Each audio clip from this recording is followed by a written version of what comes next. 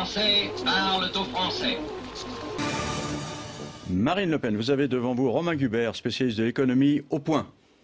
Anticiper l'effondrement de l'euro parce que je crois que l'euro va s'effondrer. Je ne suis pas la seule. Vous pensez que la France toute seule, dans la crise mondiale qu'on a traversée, aurait pu s'en sortir? La France a justement réussi avec l'Allemagne à garder des taux d'intérêt faibles. L'euro a servi de bouclier justement. Non, ça, mais regardez, la monnaie britannique a perdu 40% de sa valeur depuis 5 ans. Et pourquoi? Justement. Et ils s'en tirent plutôt mieux que nous en matière de chômage. Il y a plus d'emplois industriels en Grande-Bretagne. Et ils s'en tirent plutôt mieux que nous, monsieur, et avec leur monnaie nationale.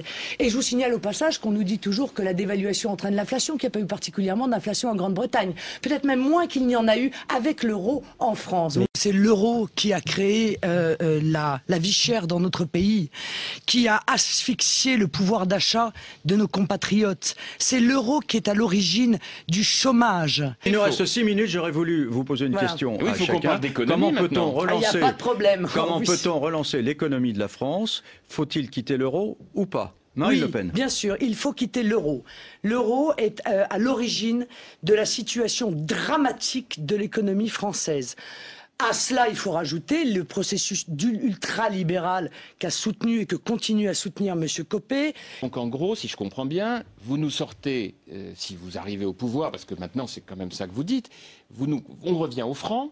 Oui, je pense qu'il faut anticiper, monsieur, la sortie de l'euro plutôt que de la subir. Vous savez pertinemment qu'il existe un risque très grave d'implosion de l'euro. Quel est votre plan, monsieur ?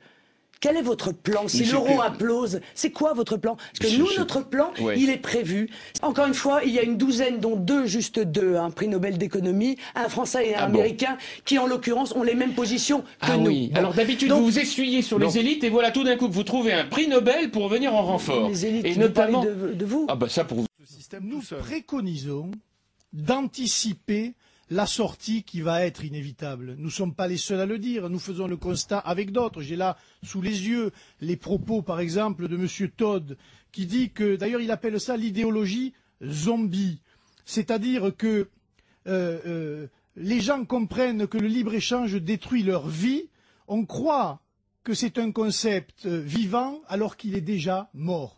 Parce que l'euro ne peut pas tenir. Donc, en cas d'accession au pouvoir en 2012, la France sera élément moteur pour que chaque pays revienne à sa monnaie nationale. Je vais vous dire quelque chose. Il se peut qu'avant l'élection présidentielle de 2012, l'euro est déjà explosé. Donc l'affaire sera réglée.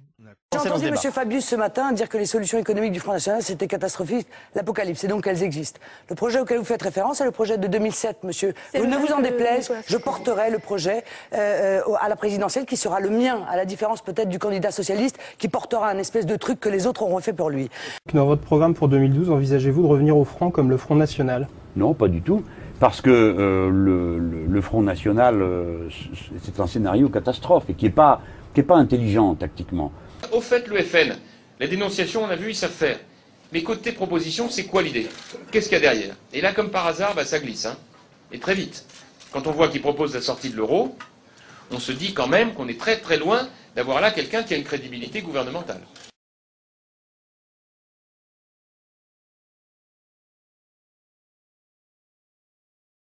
L'Europe est en train, la zone euro est en train d'exploser littéralement. On a mis 70 milliards pour l'Irlande, le Portugal est le prochain sur la liste, 700 milliards pour l'Espagne. On ne pourra pas les sauver. L'Espagne, c'est impossible. Il n'y a pas assez d'argent dans le budget, dans le pot commun que Angela Merkel et Nicolas Sarkozy ont mis ensemble. Donc aujourd'hui, la zone euro est en train d'exploser littéralement. Le professeur d'économie Jean-Jacques Rosa, il a reçu nos équipes à Sciences Po aujourd'hui même et pense qu'un retour du drachme en Grèce, suivi d'une dévaluation, est sans doute la meilleure solution. Bref, pour ce spécialiste, c'est bien l'euro dont il conviendrait de sortir et même aussi pour la France. Il n'est pas brigade rouge, il est patron du MBA. Non mais je le dis qu'on entendait il y a 2 minutes. Voilà, il est patron du MBA à Sciences Po, où vous êtes vous-même professeur, et il nous dit, écoutez, c'est sans doute ce qu'il y a de mieux pour les Grecs, et c'est peut-être ce qu'il y aurait de mieux pour la France, sortir de l'euro. Oui, c'est un économiste sérieux. Les chefs d'État et de gouvernement de cette zone euro vont se retrouver tout à l'heure à Bruxelles. Mobilisation générale. Il faut sauver le soldat euro, Eric. Écoutez, on gagne du temps. On retarde l'inéluctable. C'est l'euro qui est mal foutu. Je vous redonne les principaux éléments de la semaine, très riches ou en tout cas très inquiétantes. La Grèce qui a été dégradée 2, 3 crans, enfin, on ne sait même plus où en est la Grèce.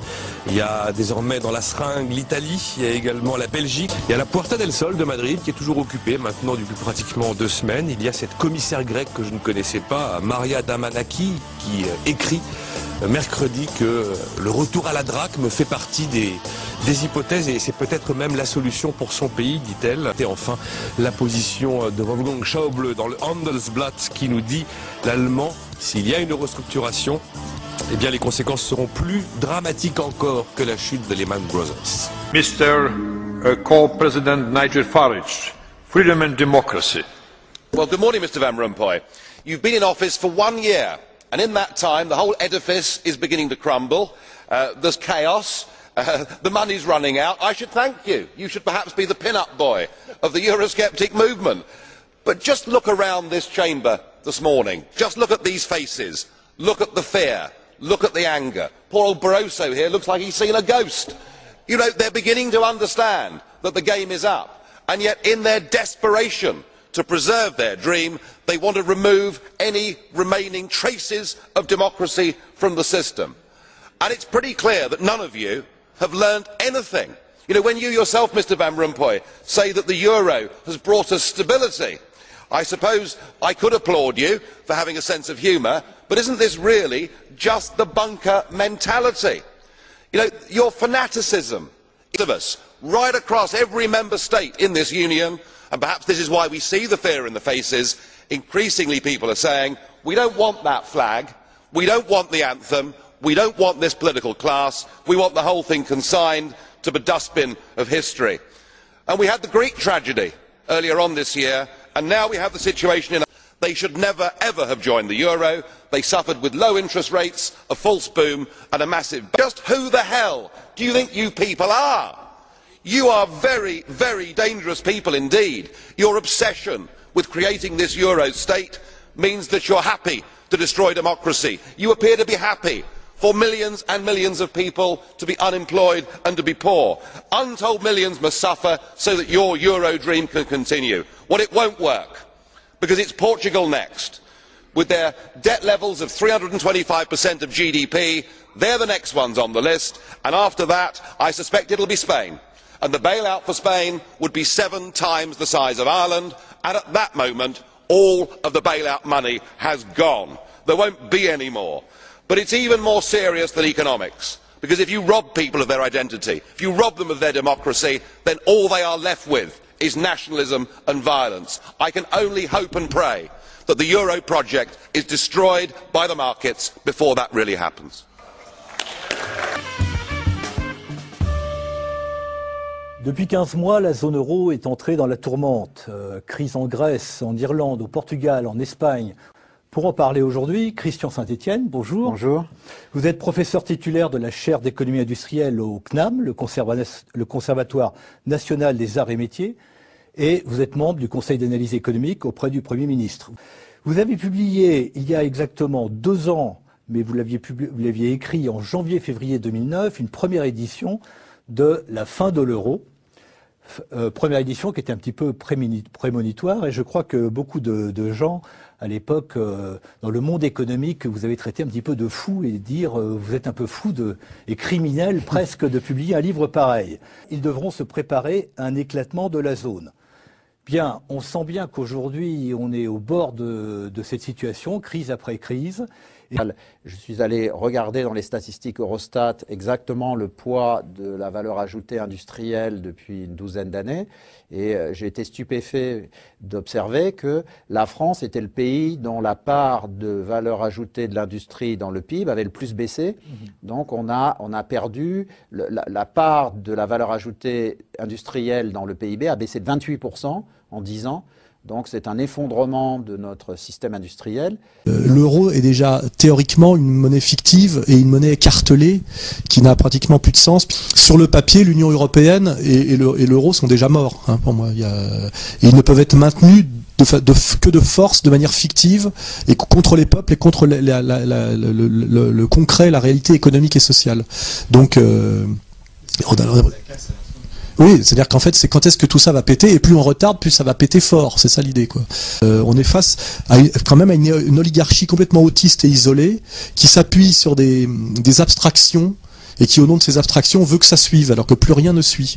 Et c'est ce que Lénine appelait à un moment donné l'éternel retour du réel, c'est qu'à un moment donné, ils vont se prendre le réel dans la gueule, sous forme de révolte populaire, enclenchée par une misère populaire, hein, et c'est vers ça qu'on va.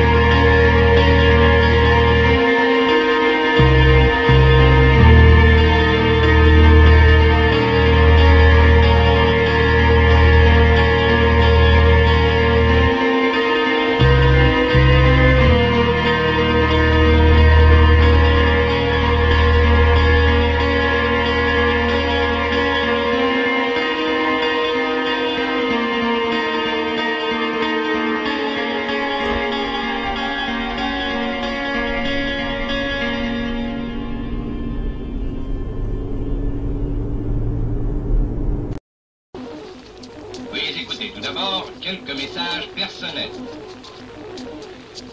Gabriel garde l'anonyme. Le manchot la serre dans ses bras. Nous disons, le manchot la serre dans ses bras 2 fois. Le fantôme n'est pas bavard.